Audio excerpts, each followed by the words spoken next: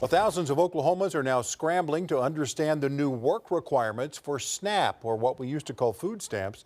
In order to get money to buy groceries, many adults must now either work, volunteer, or attend job training for 80 hours a month.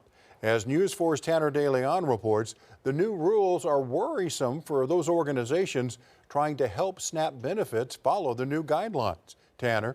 Well, these organizations that I talked to say the new requirements will not only put a strain on thousands of families, but also themselves.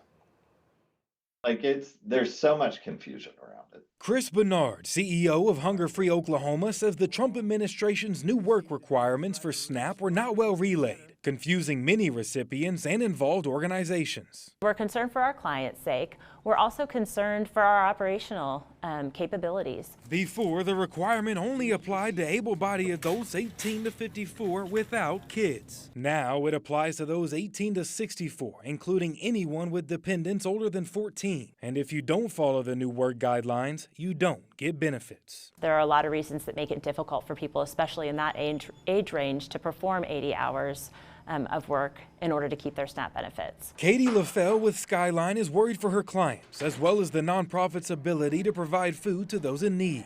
It means that we have to secure more food, that we have to serve more people, and it's a capacity issue for our system. She also fears they won't be able to offer enough volunteer opportunities for everyone to meet the new requirement of 80 hours a month. So if we have thousands and thousands of Oklahomans that are falling into this new work requirement category, we don't have the spots to provide the volunteer hours needed for them to keep their benefits. I know that every nonprofit's going to deal with that in different ways. There are also a lot of questions about how the state will keep track of all SNAP recipients' hours to ensure they are complying with the work requirement. DHS is going to have to tell people how to document that. Then they're going to have to figure out how to, train the local food pantry or wherever they like to volunteer to document that if they meet that requirement. We first asked DHS on Wednesday what their plan is. They didn't tell us how they plan to document everything, but said it would not be easy, as nearly 43,000 more Oklahomans will be required to show proof of employment to receive SNAP benefits, which now includes veterans, the homeless, and young adults aging out of foster care who used to be exempt from these work requirements, but are not anymore. We're anticipating more people needing our meal services more frequently. Megan Mueller with the Oklahoma City Homeless Alliance knows this tacks on more stress. Along with trying to provide meals, they are now looking to create more volunteer opportunities too.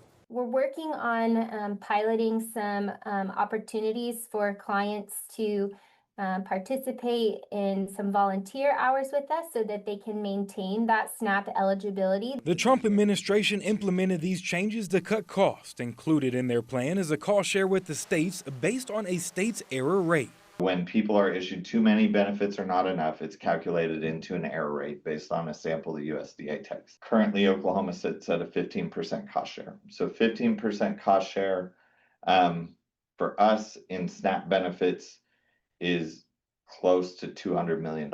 Meaning if Oklahoma doesn't improve, they will have to pay that back to the federal government or opt out of SNAP altogether. The goal should be for all the states to be at 0%. That's not actually what the goal was, right? The goal assumed many states would fail and therefore they would save money. And something else that's new, Native Americans and members of federally recognized tribes are now exempt from those work requirements.